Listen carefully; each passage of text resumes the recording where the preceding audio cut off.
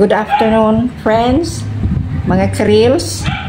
Ito na, natanggap ko na itong in-order kong itong eucalyptus spearmint pure Epsom salt foaming bath.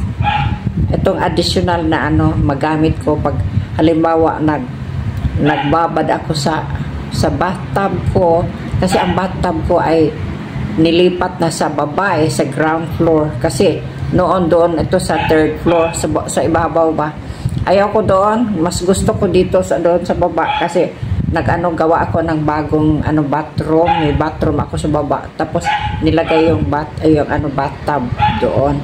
Kaya ito magagamit ko ito halimbawa pag kailangan ko, kung halimbawa pagod ako, halimbawa sumasakit ang mga joints ko, tapos para bang pagod na, kailangan mo talagang mag-relax, o kung mag-relax ka, tapos gagamitan ko ito ng halimbawa sa bathtub, lalagyan ng tubig ng mga 70 liters, no?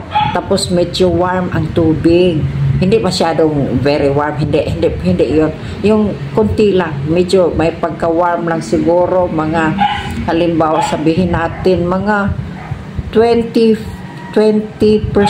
na 20 degrees ang pagkaano niya, okay yan, yung 20 degrees. Tapos o di kaya 18 degrees kisa yung normal, pangit yon. O tapos doon magbabad ka 18 to 20 minutes. Tapos parang mapansin mo na, maramdaman mo na ma-relax ang katawan mo, at saka yung mga joints natin, yung mga pagkapagod natin, yung ma-relieve, no? Sige. Okay? Ito na ha. Thank you for watching. Bye-bye.